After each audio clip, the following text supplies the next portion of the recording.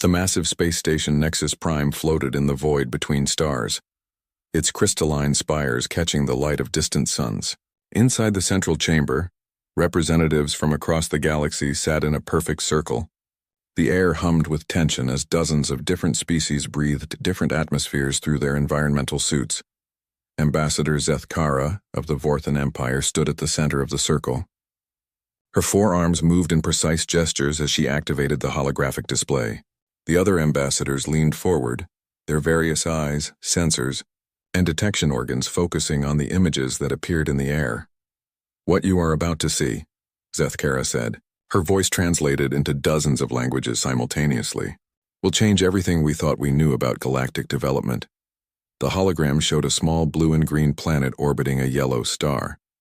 It looked peaceful from space, with white clouds swirling over vast oceans and brown continents.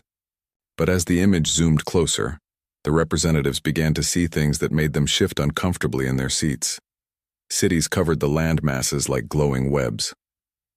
Lights blazed even on the dark side of the planet, showing that the inhabitants were active around the clock. Ships moved across the oceans in organized patterns while flying machines crossed the skies in endless streams. "This is Sol 3, Zethkara continued, "the third planet from its star. Our monitoring stations have been watching this system for what the inhabitants call 50 Earth years.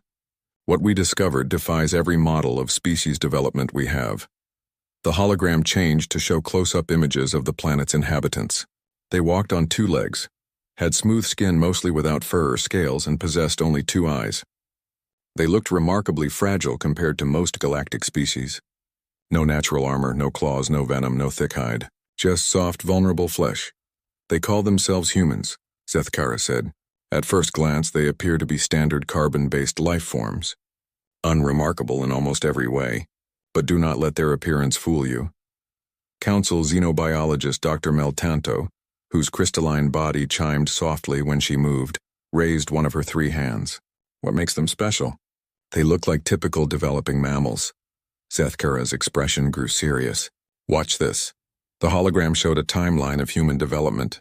50 years ago, humans had barely achieved flight. Their fastest vehicles moved slower than most galactic species could run. They communicated through primitive electromagnetic signals and burned fossil fuels for energy. "Standard development pattern," commented General Korax of the Hegemony Defense Force. His massive, armored form dominated his section of the circle. "Nothing unusual so far." "Wait," Zethkara said. The timeline jumped forward 20 years. Suddenly the humans had split the atom and created weapons that could destroy entire cities. They had sent vehicles into space and established permanent stations orbiting their planet. Their communication networks spanned the globe instantly. "Accelerated but not unprecedented," Dr. Meltanto observed. "Keep watching." Another 20 years passed in the hologram. Now humans had walked on their planet's moon. They had sent unmanned probes to every planet in their system. Their global communication network had evolved into something they called the Internet, connecting every human on the planet. Most shocking of all, they had begun to change their planet's climate through their industrial activities. "This is concerning," admitted Ambassador Velith of the Peaceful Worlds Coalition. Her gentle, flower-like appearance hid one of the sharpest minds in the galaxy. "The speed of their technological advancement is unusual. But what makes them Category Red material?" Zethkara waved her hands and the hologram changed again. Now it showed scenes from human history. Battlefields covered with the bodies of millions. Cities burning under bombardment from the sky. Weapons that could kill from impossible distances. But then the image shifted. The same species that created such destruction was shown building hospitals, rescuing survivors from natural disasters, and sending aid to strangers on the other side of their planet. Children of different skin colors played together. Scientists from enemy nations worked side by side on peaceful projects. "I do not understand," said Speaker Gith of the Collective Mind. The insectoid being's antennae twitched in confusion. "Are they violent or peaceful?" "That is exactly the problem," Zethkara replied. "They are both. Our analysts have studied human behavior for decades, and we cannot predict their actions. They are capable of incredible kindness and unthinkable cruelty, often at the same time." She gestured again, and the hologram showed more recent events. Humans rescuing animals from burning buildings, even risking their lives for creatures that served no practical purpose. Humans donating organs to complete strangers. Humans adopting children from other continents and treating them as their own. But the very same humans had created weapons that could destroy their entire planet several times over. They maintained standing armies equipped with devastating firepower. They had developed biological and chemical weapons that could wipe out entire populations. They have no natural predators on their planet, Dr. Meltanto noted, studying the data streams flowing past her crystalline form. That is unusual. Not just unusual, Zethkara corrected. Impossible. Every successful species develops alongside predators that keep their population in check and drive their evolution. But humans eliminated all threats to their survival. They hunted their planet's megafauna to extinction. They domesticated the animals they found useful and eliminated the ones they did not. How did they manage that without advanced technology? General Corax demanded. Persistence, Zethkara said simply. They are persistence predators. They chase their prey until it collapses from exhaustion. No other species on their planet can match their endurance. But more than that, they work together in ways we have never seen. The hologram showed ancient humans hunting massive creatures 10 times their size. Instead of using strength or speed, they used teamwork, tools, and intelligence. They tracked their prey for days, working in coordinated groups to bring down animals that should have been impossible to kill. And they never stopped. Zethkara continued. Every challenge made them stronger. Ice ages that should have wiped them out instead drove them to develop agriculture and permanent settlements. Diseases that killed millions led them to develop medicine that now keeps most of them healthy for nearly a century. Wars that should have destroyed their civilization instead drove them to create international laws and peacekeeping organizations. Ambassador Velith spoke up. Surely their aggression makes them unsuitable for galactic contact. We cannot allow a violent species to spread beyond their system. That is what makes them so dangerous, Zethkara replied. They are not simply aggressive. Watch this. The hologram showed a human settlement being attacked by raiders. The defenders fought with desperate courage to protect their families. But when the battle ended and the attackers were captured, the same humans who had killed to defend their homes now provided medical care to their wounded enemies. They fed prisoners from their own limited supplies and eventually released them with warnings not to return. They form emotional attachments to other species, Dr. Meltanto observed, her chimes becoming more urgent. Our reports show humans adopting creatures that by all logic should be their prey or predators. They keep small carnivores as companions and show them affection.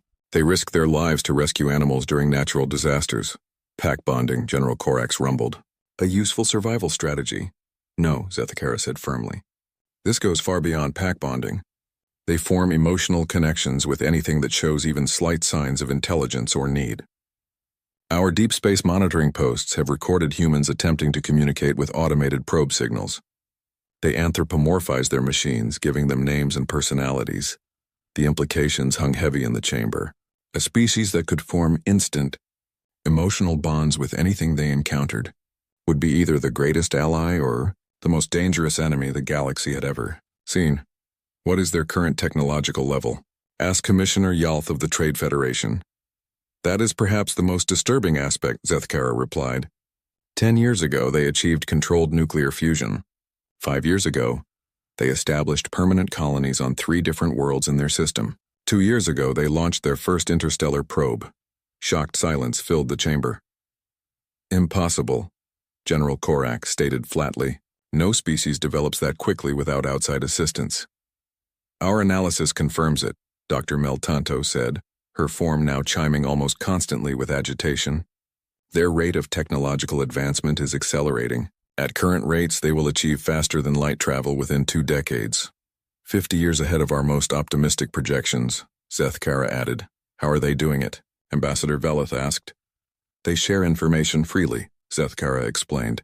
Any human can access the collected knowledge of their entire species through their global network. When one human discovers something new, millions of other humans immediately begin working to improve and expand on that discovery. They do not hoard knowledge for competitive advantage. That makes no evolutionary sense, Speaker Gith protested. Knowledge is power. Species that share vital information with competitors do not survive. Humans do not see other humans as competitors, Zethkara said. They see them as pack members. All of them. Their entire species is one vast pack, and they will sacrifice themselves to protect any member of it.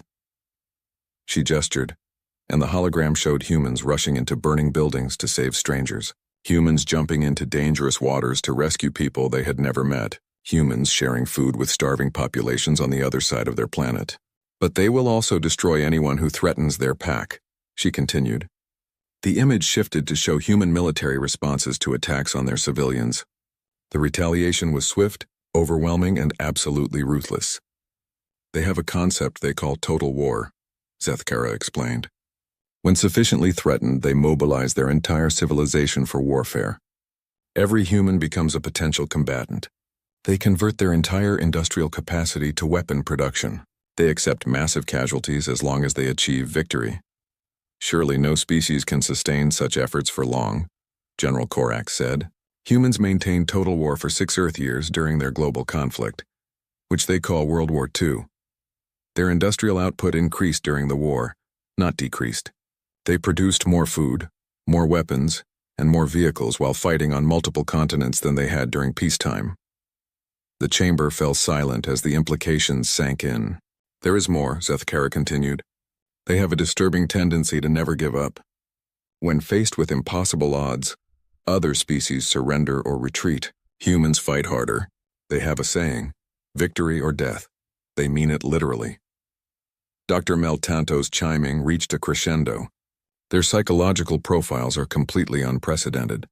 They show extreme loyalty to abstract concepts like justice, freedom, and honor. They will die for ideas that provide no survival advantage. And yet, Ambassador Veleth noted, you said they also show extreme compassion. Yes, the same human who will fight to the death against an enemy will risk everything to save that enemy's child. They have another saying, there are no innocent civilians, only innocent people. They make distinctions between combatants and non-combatants that override their survival instincts. Zethkara paused, letting the contradiction sink in. They are completely unpredictable, she concluded. Our behavioral models cannot account for their decision-making processes. They act on emotion as much as logic. They make decisions that benefit strangers at their own expense. They sacrifice themselves for future generations they will never meet. What do you recommend? General Korax asked. The Threat Assessment Committee has reviewed all available data, Zethkara replied. This species represents a completely unknown variable in galactic civilization. They could become our greatest allies or our most dangerous enemies. We cannot predict which. Then we destroy them now while they are contained to one system, General Korax declared. That assumes we could destroy them, Zethkara replied. Our analysis suggests that any attack on their homeworld would result in immediate retaliation.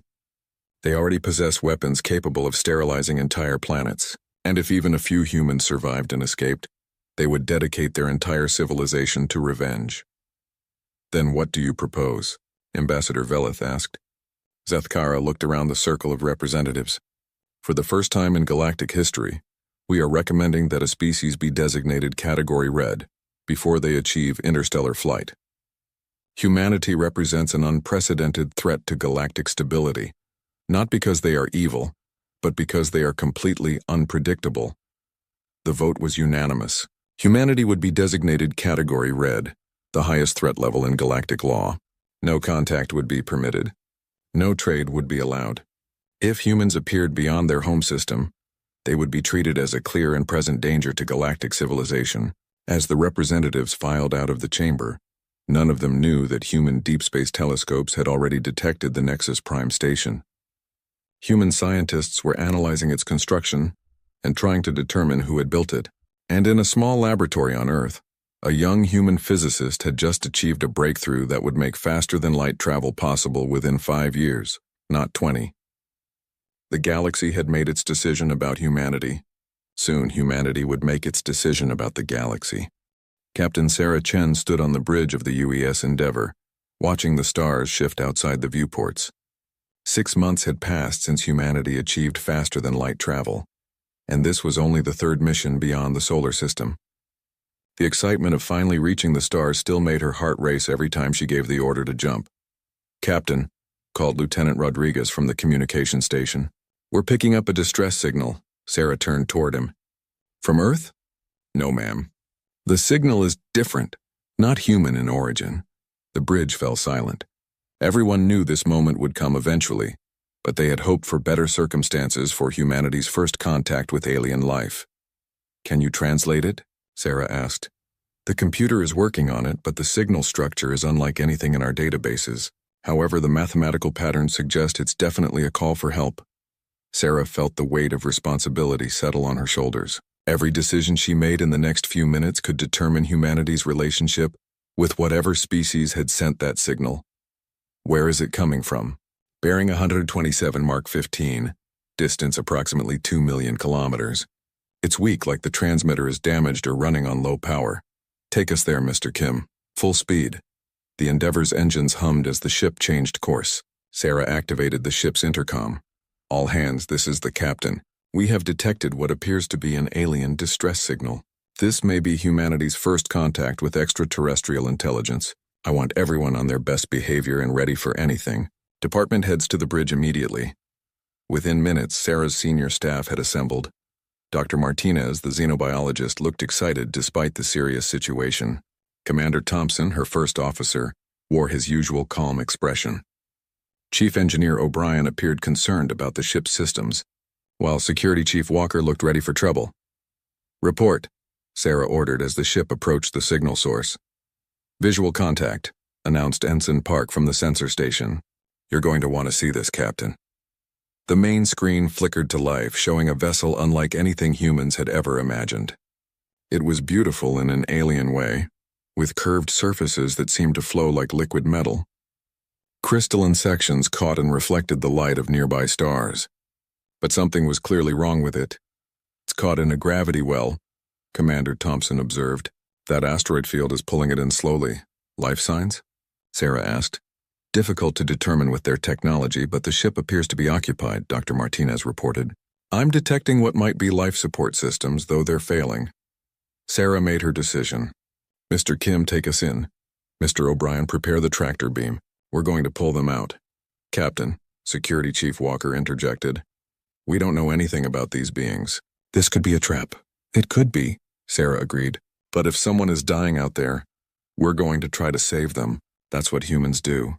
The rescue operation took 3 hours. The alien ship was larger than the Endeavor and much more massive.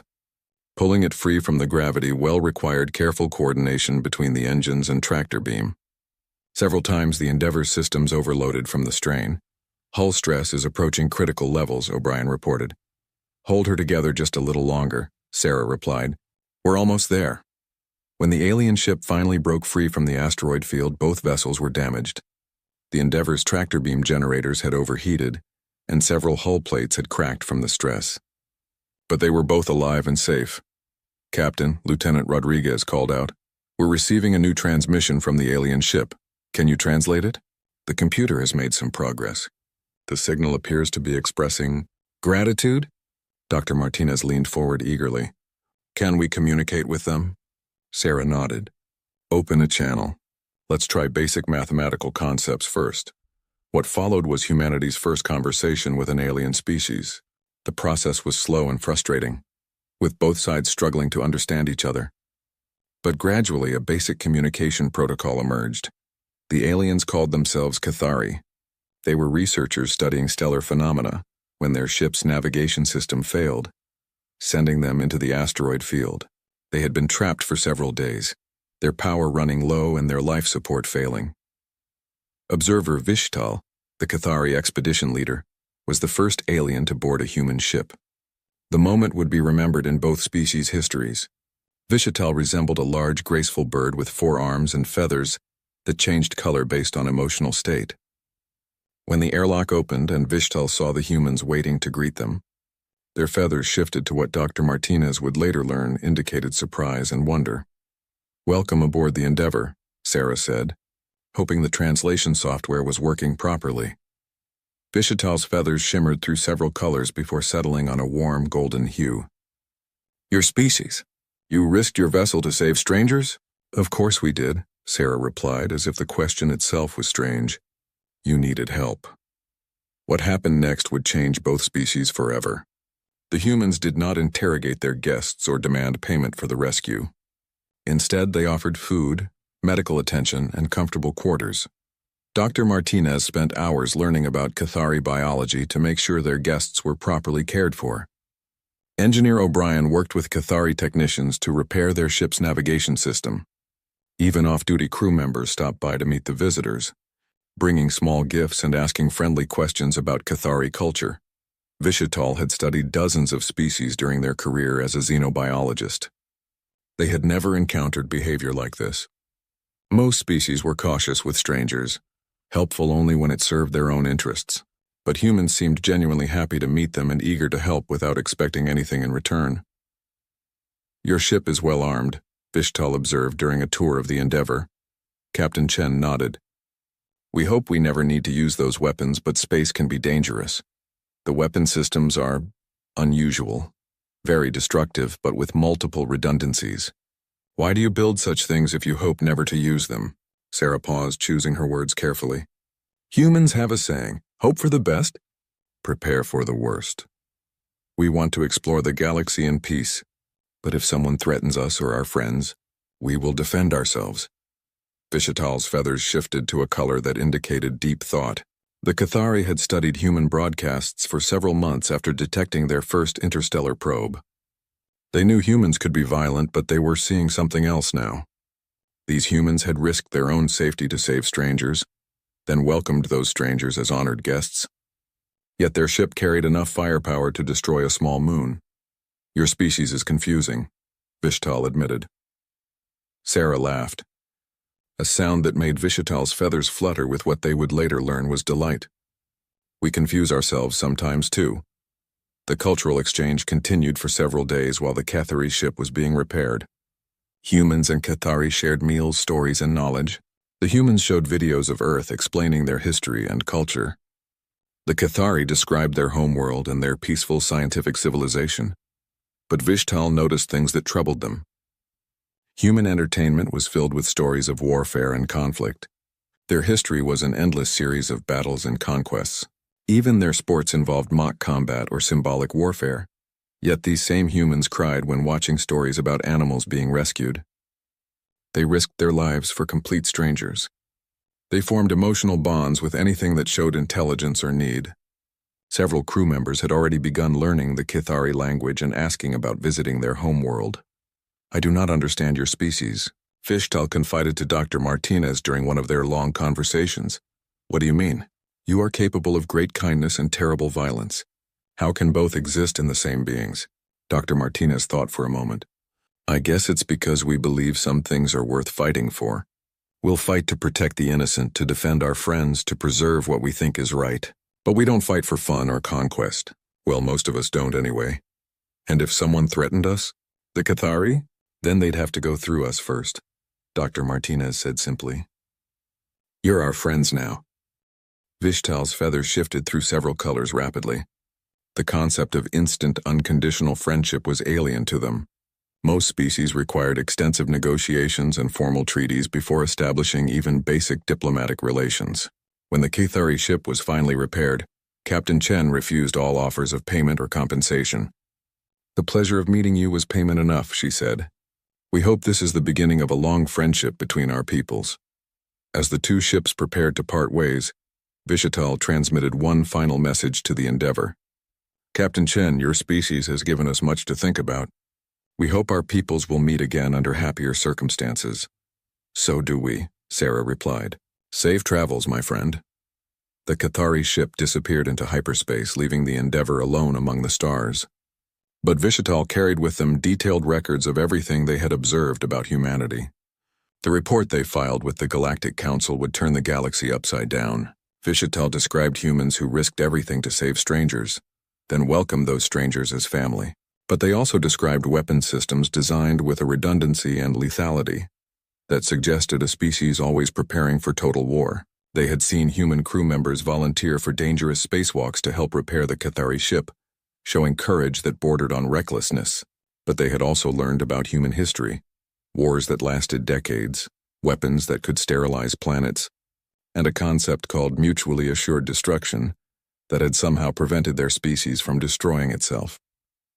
"They are completely unpredictable," Vishatal wrote in their final report. They will die for strangers, but they prepare for war with the dedication of a species that expects to fight for its survival at any moment. They form instant emotional bonds with other species, but they possess the military capability to destroy entire civilizations. The report reached the Galactic Council 3 weeks later. Ambassador Zethkara read it with growing alarm. "This confirms our worst fears," she told the emergency session. "Humans are not just Category Red because of their potential for violence. They are Category Red because they are completely impossible to predict or control." General Korak studied the tactical assessments included in Vishtal's report. Their weapon systems are primitive but effective. More concerning is their tactical thinking. They approach warfare like no species we have studied. Look at this analysis of their ship's defensive systems. The holographic display showed the Endeavor's design. Every critical system had multiple backups. The ship could continue fighting even after suffering damage that would cripple vessels from more advanced civilizations. "They build everything expecting it to be destroyed," Dr. Meltanto observed. "Their technology assumes combat damage and plans for it." "Because they never stop fighting," Zethkara said grimly. Observer Vishital noted that human crew members continued working on repairs, even when exhausted, injured, or facing impossible odds. "They do not know how to give up." Ambassador Velith spoke up from her section of the chamber. "But they also showed remarkable compassion. They saved the Cathari at considerable risk to themselves and expected nothing in return." "Which makes them even more dangerous," General Korax replied. "A purely aggressive species we can understand and counter. But a species that inspires loyalty and friendship while possessing massive destructive capability, they could destabilize the entire galactic order." The debate continued for hours, but the conclusion was inevitable. Humanity's first contact with galactic civilization had only confirmed their Category Red status. They were too dangerous to ignore and too unpredictable to trust. But as the Council debated humanity's fate, Captain Chen was already planning the next mission. The Endeavor would return to Earth with news of successful first contact and detailed scans of Cathari technology. Within months, human shipyards would be producing vessels designed for interstellar exploration and equipped with even more advanced weapon systems. The galaxy had hoped to contain humanity within their home system. Instead, they had given them a reason to build bigger ships and venture further into space. Humans now knew they were not alone in the universe. They also knew there were civilizations out there advanced enough to build space stations between stars and powerful enough to make decisions about other species' fates. The next time humans and aliens met, it would not be a rescue mission. It would be first contact with the Galactic Council itself, and neither side was prepared for what would happen when an unstoppable force met an immovable object. But that meeting was still months away. For now, Captain Chen set course for home, carrying news that would change humanity forever. They were not alone. They had made friends among the stars, and somewhere out there, people were making decisions about humanity's future without asking humans what they thought about it. Humans had never responded well to being told what they could and could not do. The galaxy was about to learn that lesson the hard way. The Galactic Council chamber had never seen such heated debate. Representatives from across the galaxy argued in dozens of languages, while translators worked frantically to keep up. The issue dividing them was simple: what to do about humanity. General Korax of the Krex Empire stood at his full height, his massive armored form dominating his section of the chamber. His voice boomed through the translation system. "The evidence is clear," he declared. "Humans are expanding beyond their home system at an unprecedented rate. Our deep space monitoring stations have detected 17 human ships in the past month alone, all heading toward different star systems. They are not exploring. They are scouting for conquest." Ambassador Velith of the Peaceful Worlds Coalition shook her flower-like head. "General, you are misinterpreting their actions. The Cathari report clearly states that humans rescued them without any thought of personal gain. These are explorers, not conquerors. Explorers who carry enough firepower to level cities," General Korax replied. "Every human ship we have observed is heavily armed. No peaceful species needs such weapons for exploration." Dr. Meltanto chimed her crystalline form thoughtfully. "I have been analyzing the human data streams intercepted by our monitoring stations. Their rate of technological advancement continues to accelerate. They have achieved controlled nuclear fusion on an industrial scale. They are terraforming 3 different worlds in their home system simultaneously. Most disturbing of all, they have begun constructing what appears to be a massive space-based manufacturing facility. The chamber fell silent as the implications sank in. How massive? Asked Commissioner Yalth of the Trade Federation. Preliminary scans suggest it will be larger than most planetary cities when completed. The construction method is unusual. Instead of building from prefabricated components, they are using self-replicating construction drones that harvest raw materials from asteroids and transform them into building materials on site. Ambassador Zethkara activated the central holographic display, showing images captured by long-range surveillance drones. The human construction site was a marvel of engineering and logistics. Thousands of small drones swarmed over a growing framework of metal and ceramic, adding new sections at an incredible pace. At current construction rates, this facility will be operational within 6 months, she reported. Our analysts estimate it will be capable of producing 100 starships per month. Impossible, General Korak stated. No species can scale production that quickly without outside assistance. Humans are not following standard development patterns, Dr. Meltanto replied. They share technological advances freely across their entire species.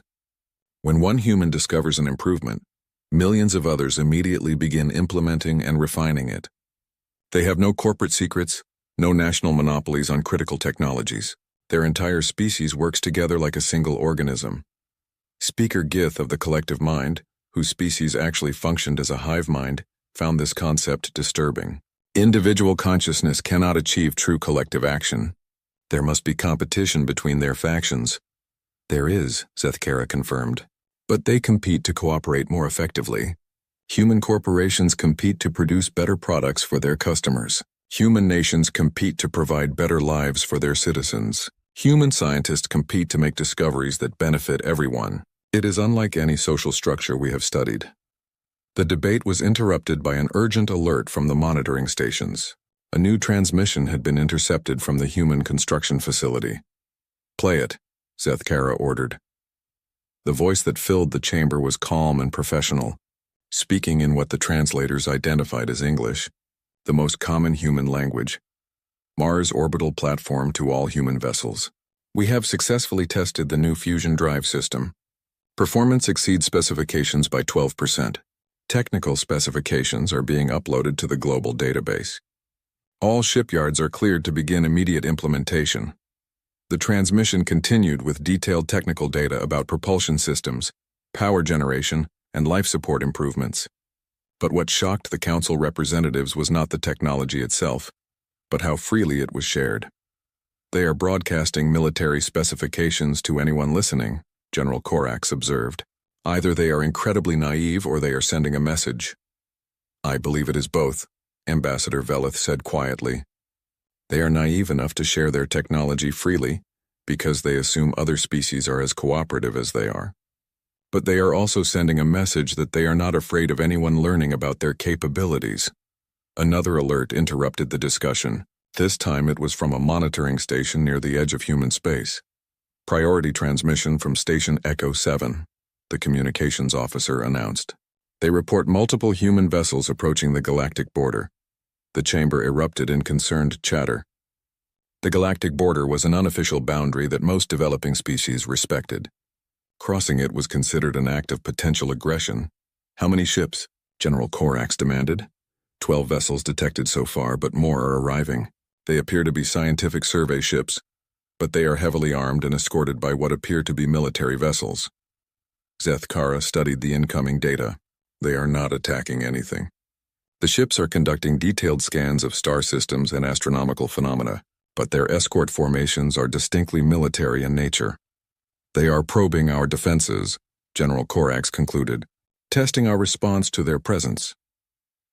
Or they are exploring and taking reasonable precautions in unknown space, Ambassador Velith countered. The argument was interrupted by yet another alert. This one was from the Kateri homeworld. The Kateri Council requests an emergency session, the communications officer reported. They have received a diplomatic transmission from humanity. A diplomatic transmission? Zethkara asked. What kind of message? They are asking for formal diplomatic relations and proposing a cultural exchange program. They want to establish an embassy on the Cathari homeworld and invite Cathari representatives to visit Earth. The council chamber fell silent. This was completely unprecedented. No developing species had ever attempted to establish formal diplomatic relations with galactic civilization. Most species waited centuries after achieving interstellar travel before making such overtures. How did they know how to contact the Cathari government? Dr. Meltanto asked, unknown. But the message demonstrates understanding of Cathari governmental structure and diplomatic protocols. Somehow they learned our procedures and are following them correctly. General Corax's expression grew darker. They have infiltrated our communication networks. This proves they are gathering intelligence for military purposes, or they are naturally gifted diplomats who learned our protocols by observing the rescue mission, Ambassador Velith suggested. The debate was reaching a boiling point when scanner technician Vector burst into the chamber without authorization. The young Altarian was supposed to be monitoring deep space sensors, not attending council sessions. "Forgive the intrusion," Vector gasped, his breathing apparatus working overtime, "but you need to see this immediately." Zethkara was about to reprimand the technician when she saw the data pad in his hands. The readings on the screen made her blood run cold. "Show everyone," she ordered. The central holographic display activated, showing a real-time scan of the Sol system. What they saw defied belief. Mars now had 3 moons instead of 2. The third moon was the massive construction facility they had been monitoring, but it had grown far beyond their projections. It was now large enough to have its own gravitational field, and ships were moving around it in organized formations like a busy spaceport. But that was not the most shocking discovery. "Are those what I think they are?" Commissioner Yalth whispered. "Confirmed," Vector replied. "The humans have built a ring of defensive platforms around their entire star system. 24 battle stations, each one larger than most species' capital ships." "When did they build those?" General Corax demanded. "That is the disturbing part," Vector said. "Our monitoring stations show no evidence of construction. These platforms appeared over the past 72 hours, as if they were assembled from prefabricated components and moved into position simultaneously."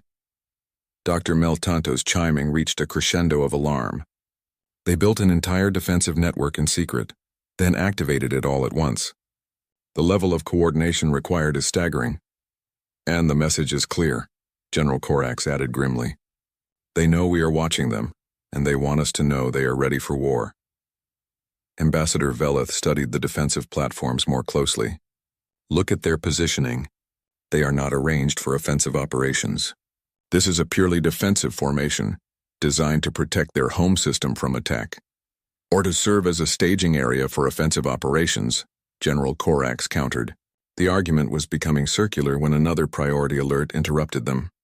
This one was from the Hegemony border fleet. "Admiral Thane reports that human vessels have approached the Hegemony border and are requesting permission to conduct peaceful surveys. They are offering to share all scientific data gathered in exchange for safe passage." "It is a trick," General Corax declared. "They are testing our defenses under the pretense of scientific exploration. Or they are genuinely interested in peaceful contact," Ambassador Velith replied. Zethkara called for order as the debate threatened to spiral out of control. "We need to make a decision. The humans are expanding rapidly, and they are attempting to make contact with multiple galactic civilizations simultaneously. We cannot ignore them any longer." "I propose immediate military action," General Corax stated. "We assemble a fleet and present them with an ultimatum: remain in their home system or face pacification." "I strongly oppose that course of action," Ambassador Velith replied. "The Cathari report indicates that humans respond to friendship with friendship, but they also respond to threats with overwhelming violence. Threatening them could start a war we are not prepared to fight." "What war?" General Corax laughed. "They are barely a century into their technological development. Our ships are thousands of years more advanced." Dr. Meltanto's chiming became urgent. "General, I must point out that human weapons technology does not follow conventional development patterns. They appear to be designed specifically for warfare against technologically superior opponents." She activated a detailed analysis of human military technology observed during the Cathari rescue mission. Their weapons are simple but effective. More importantly, they are designed to function even after massive damage. Most galactic species build elegant, efficient systems that fail completely when damaged. Humans build redundant, robust systems that continue functioning even when 90% destroyed. Primitive engineering, General Corax dismissed. No, Dr. Miltanto corrected. Practical engineering. They assume their equipment will be damaged and plan accordingly. Look at their ship designs, multiple engine systems, redundant life support, independent weapon batteries. A human ship can lose half its components and still fight effectively. Ambassador Veleth accessed additional data from the surveillance reports. There is something else we need to consider. Human psychology does not match any known patterns. Most species fight until the cost exceeds the potential benefit, then surrender or withdraw. Humans fight until they win or die. All species claim to fight to the death, General Corax scoffed. But humans actually do it, Veleth replied. Their history is filled with examples of humans fighting against impossible odds, accepting massive casualties and never surrendering. They have a concept called Pyrrhic victory that describes winning a battle at such great cost that it might as well be a defeat. Most species avoid such outcomes. Humans embrace them if the alternative is surrender. The council chamber fell quiet as representatives considered the implications. Fighting an enemy that would rather die than surrender was a prospect that no galactic species had faced in recorded history. What do you propose? Zethkara asked. Ambassador Veleth looked around the chamber. I propose we do something unprecedented. I propose we invite them to join galactic civilization as equals. The reaction was immediate and explosive. Representatives shouted in dozens of languages while translators struggled to keep up. The idea of granting full galactic citizenship to a species less than a century into space travel was revolutionary. Impossible, General Corax roared. They have not earned the right to join our civilization. Have they not? Veleth replied calmly. They have achieved faster-than-light travel. They have demonstrated the ability to terraform worlds. They have built defensive systems that rival our own military installations. Most importantly, they have shown they can cooperate with other species despite having no prior contact with galactic civilization. They are too dangerous, Speaker Gith objected. Their unpredictability makes them unsuitable for galactic integration. Their unpredictability makes them valuable, Veleth countered. We have faced the same challenges and threats for millennia because we all think in similar ways. Humans think differently. They might find solutions to problems we cannot solve. The debate continued for hours, but no consensus emerged. The galaxy was divided. Some species wanted to destroy humanity before they became a threat. Others wanted to welcome them as allies, and still others wanted to wait and see what humans would do next. But while the council debated, humans were making their own decisions. The defensive platforms around Sol were not just defensive installations. They were also massive sensor arrays, capable of detecting and analyzing transmissions across interstellar distances. Humans had been listening to galactic communications for months. They knew about the Galactic Council. They knew about the Category Red designation. They knew that some species wanted to destroy them while others wanted to befriend them. And they were preparing accordingly. The galaxy had wanted to make decisions about humanity's future without consulting humans. But humans had never been good at letting other people make decisions for them. The next phase of contact between humans and galactic civilization would not be a diplomatic exchange or a cultural mission. It would be a confrontation that would determine whether humans would join galactic civilization as equals, be driven back to their home system as prisoners, or fight their way to membership as conquerors. The choice had been offered to the galaxy. Soon humans would make their own choice, and the galaxy would have to live with the consequences. Admiral Thane of the Krek's Second Armada stood on the bridge of his flagship, watching the blue-green world of Sol 3 grow larger on the main screen. Behind him, 47 warships of the Hegemony fleet maintained perfect formation. Each vessel was a masterpiece of military engineering, equipped with weapons that could reduce planets to molten rock and shields that could withstand the fury of stars. The Admiral felt confident as he reviewed the tactical situation. The humans had surprised everyone by building those defensive platforms around their system. But Krek's intelligence estimated they were no match for Hegemony technology. The platforms were large and well-armed by primitive standards, but they lacked the sophisticated targeting systems and energy shields that made Hegemony warships nearly invincible. "Admiral," called Captain Vorthak from the communication station, We are receiving multiple transmission requests from the human defensive platforms. Ignore them, Thane replied coldly. We did not come here to negotiate. The plan was simple and had worked against dozens of other species. The hegemony fleet would arrive at the edge of the human system and deliver an ultimatum: cease all expansion beyond their home system or face immediate pacification. Most species surrendered when faced with overwhelming military superiority. Those that did not were quickly convinced by a demonstration of hegemony firepower. Humans would be no different. They were primitives who had barely learned to travel between stars. Their weapons were crude, their ships were slow, and their tactics were non-existent. The Admiral expected this mission to be over within hours. But as the hegemony fleet approached the defensive platforms, something unexpected happened. Instead of powering up weapons or raising shields, the platforms simply waited. Their weapon systems remained inactive.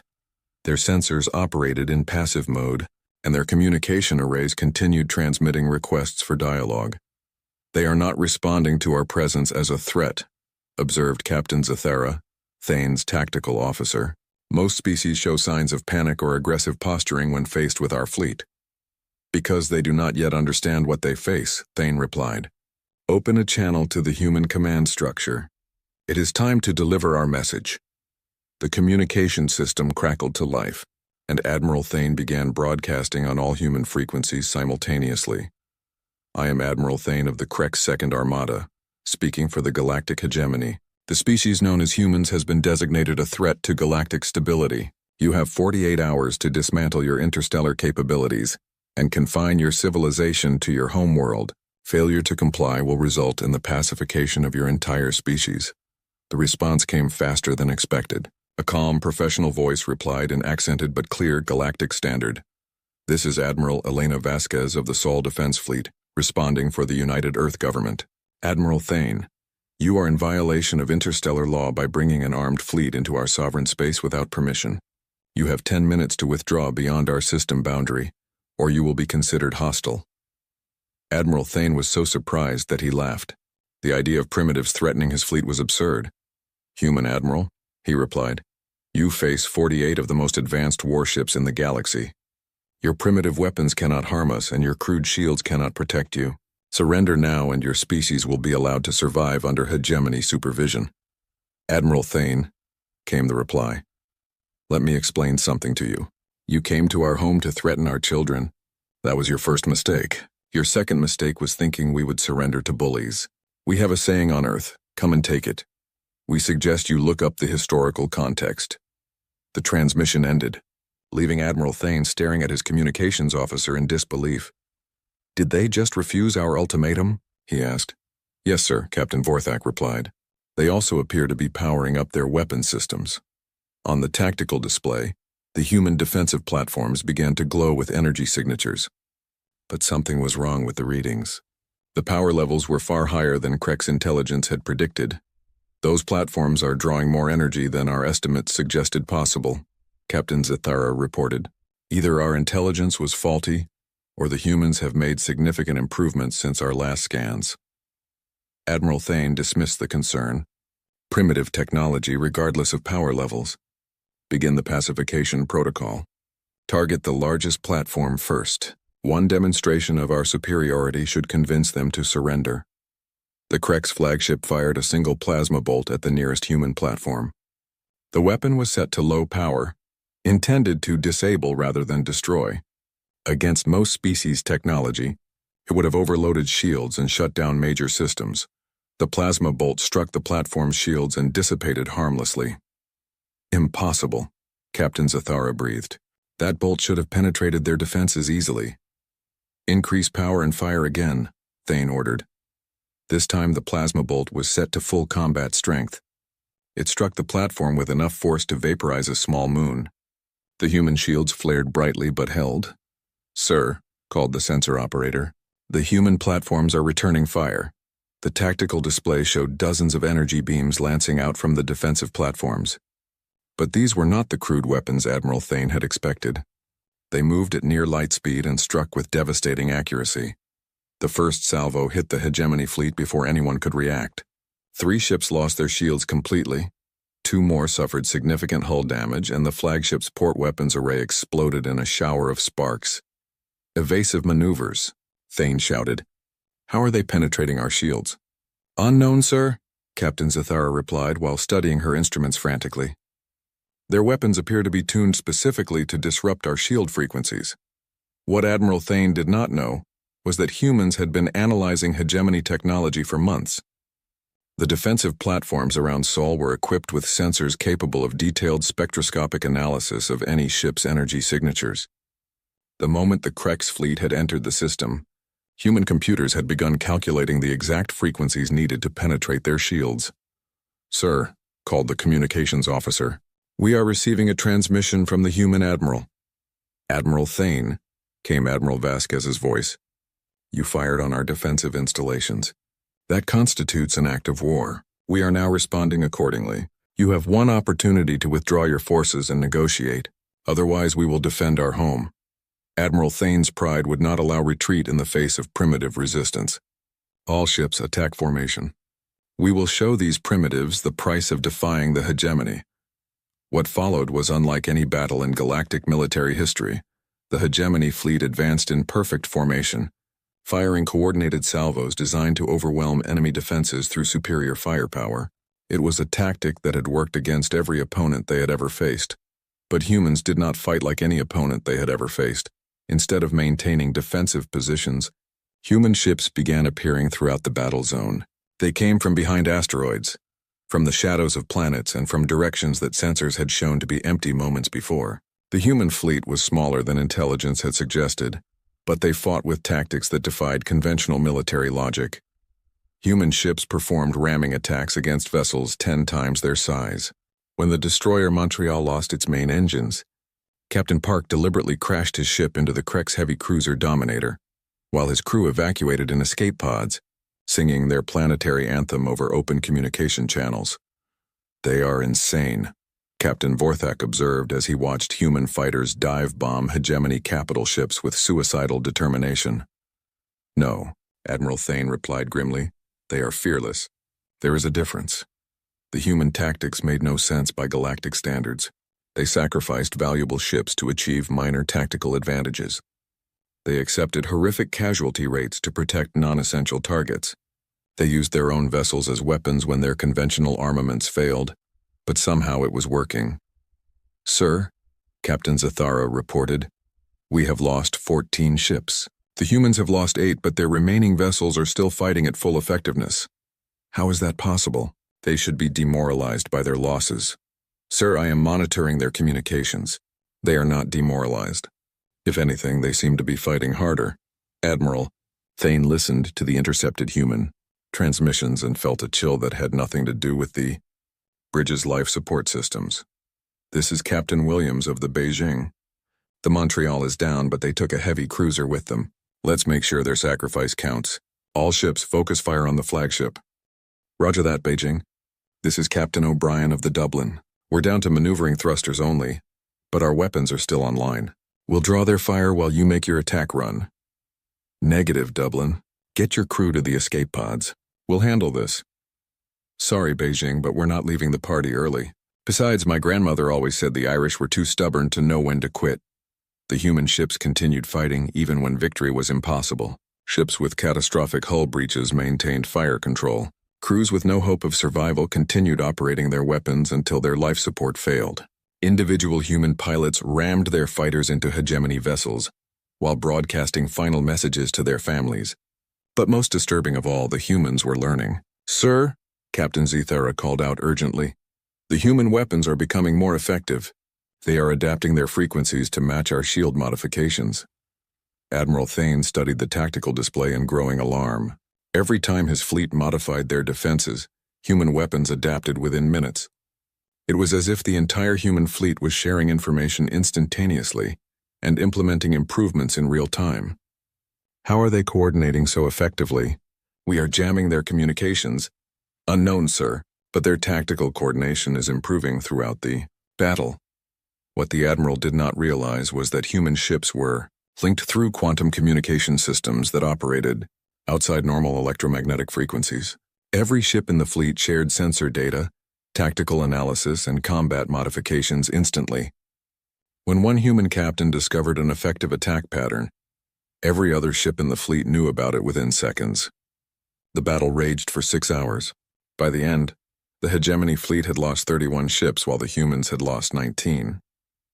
But Admiral Thane's remaining vessels were badly damaged, their crews exhausted, and their ammunition running low. The human ships, while fewer in number, continued fighting with undiminished intensity. "Admiral," Captain Vorthak said quietly, "I recommend we withdraw while we still can." Admiral Thane stared at the tactical display, trying to understand how his superior fleet had been fought to a standstill by primitive barbarians. But what truly shook him was not the losses his fleet had suffered. It was the realization that the humans were still holding back. Throughout the battle, the massive defensive platforms around Sol had remained largely inactive. They had provided cover for human ships and targeted specific hegemony vessels, but they had not unleashed their full firepower. Admiral Thane had the sinking feeling that the humans had been testing his fleet's capabilities while minimizing their own losses. "Sir," the communications officer interrupted his thoughts, "we are receiving another transmission from Admiral Vasquez." "Admiral Thane," came the familiar voice, "you have lost the majority of your fleet attacking our home system. Your remaining ships are damaged and low on supplies. I am prepared to allow you to withdraw with your surviving personnel, but only if you agree to carry a message back to your superiors." Admiral Thane wanted to refuse, but he had no choice. His fleet was defeated, his reputation was ruined, and his surviving crews were looking to him to get them home alive. "What message?" he asked. "Tell your Galactic Council that humanity is no longer content to be observers in galactic affairs. We want a seat at the table where decisions are made about interstellar law and galactic civilization. We are prepared to earn that seat through friendship or force. The choice is theirs. And if they refuse, then they will discover what happens when you threaten our family. Every species in the galaxy is now under our protection, whether they want it or not. Any attack on galactic civilians will be considered an attack on humanity." Admiral Thane ended the transmission and gave the order to withdraw. As his battered fleet limped toward the edge of the Sol system, he tried to compose the report he would have to deliver to the Hegemony Council. How could he explain that a fleet of the most advanced warships in the galaxy had been defeated by primitives who had barely learned to travel between stars? How could he describe tactics that made no military sense but had somehow proven devastatingly effective? Most importantly, how could he convince his superiors that humanity represented a threat unlike anything the galaxy had ever faced? The humans had not just won a military victory. They had demonstrated that their entire civilization was willing to fight and die to protect their independence. They had shown tactical flexibility that allowed them to adapt and improve during combat, and they had served notice that they would no longer accept being excluded from galactic affairs. As the Hegemony fleet disappeared into hyperspace, Admiral Vasquez stood on the bridge of her flagship, surveying the aftermath of humanity's first interstellar war. "Casualties?" she asked. 19 ships lost, 4,300 personnel killed in action, her aide reported. "But we saved 1,200 crew members from disabled vessels, and our shipyards can replace the lost ships within 6 months." Admiral Vasquez nodded grimly. Every death weighed on her, but she knew the alternative would have been the enslavement or extinction of the entire human race. "Send a message to Earth Command," she ordered. "The galaxy now knows that humanity will not submit to threats. They also know that we are willing to die for our freedom and the freedom of others. The question now is whether they want us as allies or enemies."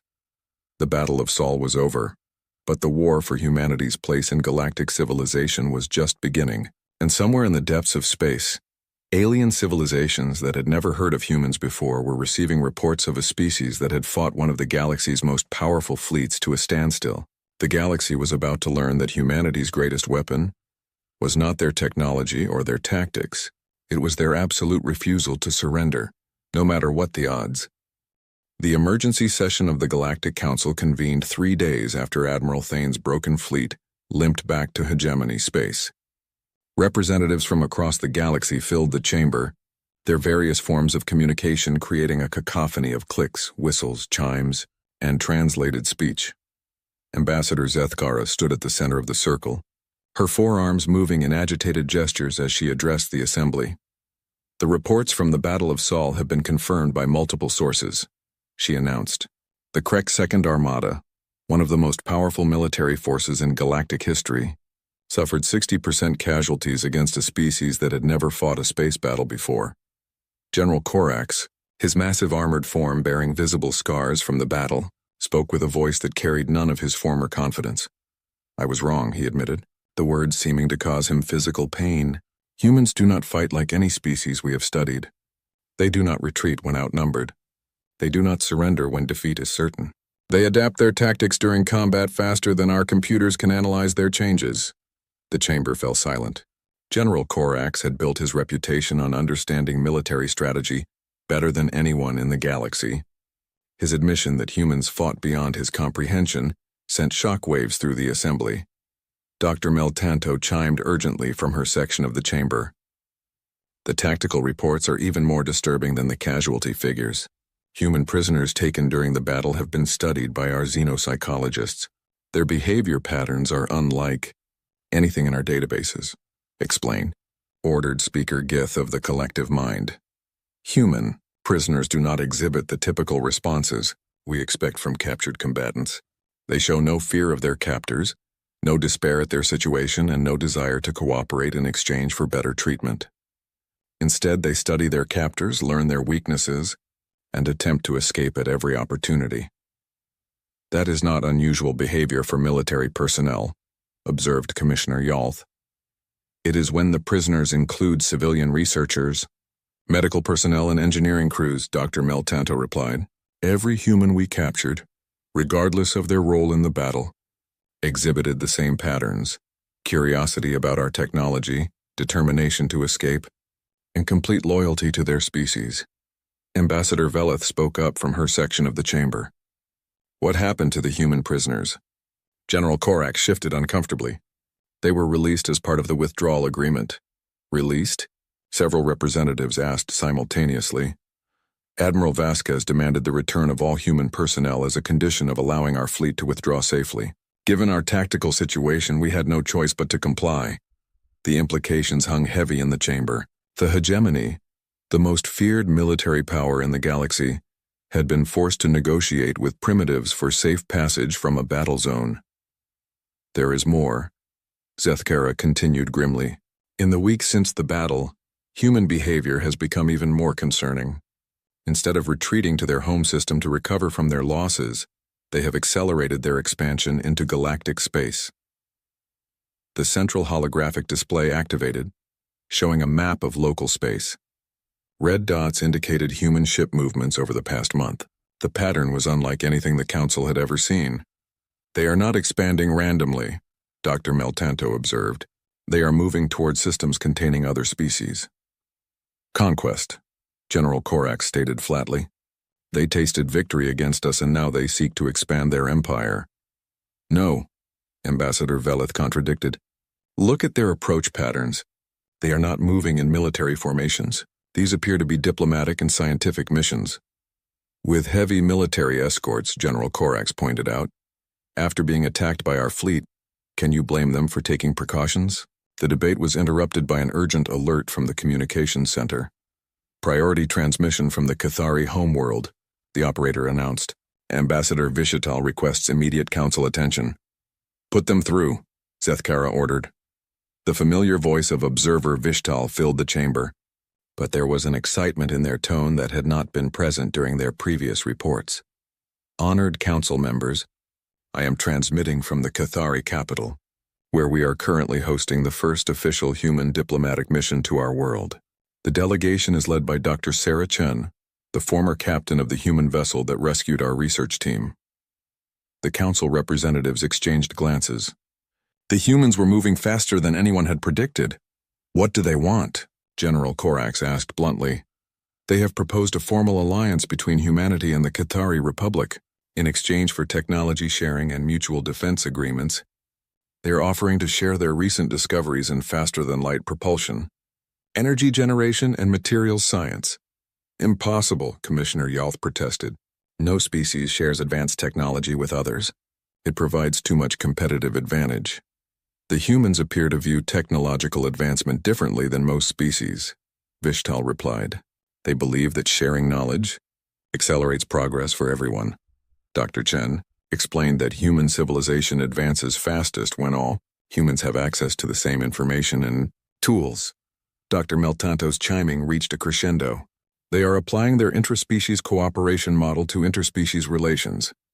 If successful, they could create a technological alliance that advances faster than any single species could achieve alone. What did the Cathari Council decide? Zethkara asked. We voted unanimously to accept the human proposal, Vishtal replied. The potential benefits are too great to ignore. But there is something else the council needs to know. The pause that followed made everyone in the chamber lean forward. The humans did not come alone. Their diplomatic mission includes representatives from 12 other species, all of whom they have made contact with since the Battle of Saul. The chamber erupted in chaos. Representatives shouted questions in dozens of languages while translators struggled to keep up. 12 species? Zethkara asked when order was restored. In 3 weeks? Confirmed. The humans have established diplomatic relations with the Altarians, the Zentari, the Morphic Collective, and 9 other civilizations. They are proposing the formation of what they call the Galactic Cooperation Initiative, and, as human exploration fleets prepared to venture beyond the galactic rim in search of new civilizations to befriend and protect, the old powers of the galaxy faced a choice that would define the next 1,000 years of interstellar history. They could join humanity's vision of a cooperative, galactic community where strength came from unity and prosperity came from sharing, or they could fight against it and discover why a species of persistence predators had never lost a war they were determined to win. The galaxy had designated humanity Category Red, believing they were labeling them as the ultimate threat. They had been right, but the threat was not to galactic civilization itself.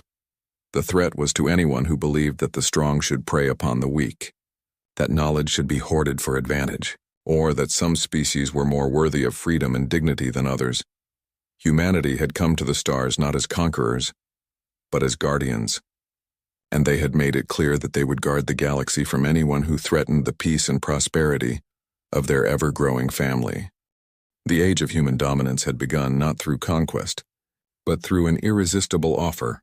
Join us, and we will make you stronger than you ever dreamed possible.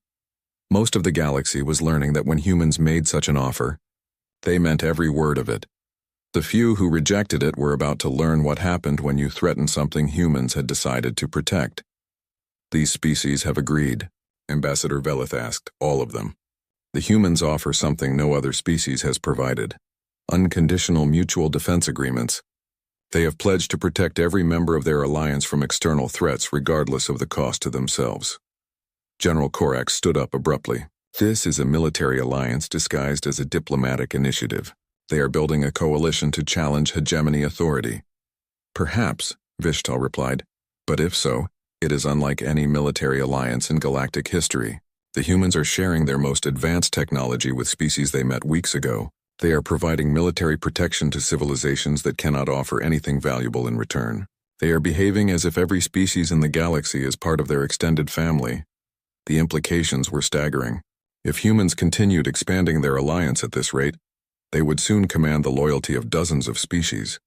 Combined with their demonstrated military capabilities, they could become the dominant power in the galaxy within a generation. What do they ultimately want? Speaker Gith asked. According to Dr. Chen, they want to be included in galactic governance. They believe that decisions affecting interstellar civilization should be made by representatives of all species, not just the traditional powers. Unacceptable, General Korax declared. Galactic law and order have been maintained for millennia by experienced civilizations. Primitives cannot be allowed to influence policy. With respect, General, Vishatal replied, the humans no longer qualify as primitives. Their technological advancement in the past month has been extraordinary. They appear to have solved several engineering problems that have puzzled galactic scientists for centuries. Dr. Meltanto accessed the technical data streaming from the Kethari system. Confirmed. Human faster-than-light technology now exceeds our own efficiency by 30%. Their energy generation systems are producing power outputs we thought impossible. Most concerning of all, their manufacturing capabilities are expanding exponentially. How is that possible? Commissioner Yalth demanded. They have developed self-replicating construction systems that can build entire industrial complexes from raw materials in a matter of days. Combined with their information-sharing culture, they can implement new technologies across their entire civilization almost instantly. The chamber fell silent as representatives absorbed the implications. They are no longer the same species we designated Category Red, Zethkara observed quietly. In less than a year, they have evolved from a contained planetary civilization to a galactic superpower. And they are still expanding, Ambassador Velith added. If current trends continue, they will contact every species in the galaxy within 5 years. General Korax studied the tactical projections with growing alarm. By that time, their alliance could include hundreds of species. Combined with their military capabilities and industrial capacity, they would be unstoppable. Perhaps that is the point, Ambassador Velith suggested. Perhaps humans are not building an empire. Perhaps they are building something entirely new. A galactic civilization based on cooperation instead of domination. Or perhaps they are building the most sophisticated conquest strategy in galactic history. General Korax countered. The debate continued for hours, but no consensus emerged. The galaxy was faced with a situation none of them had anticipated. A species that grew stronger by making others stronger, that gained power by sharing power, and that achieved dominance through service. Meanwhile, in systems across the galaxy, human diplomats were making first contact with species that had never encountered the Galactic Council. They offered friendship, protection, and technological advancement in exchange for cooperation and mutual defense agreements.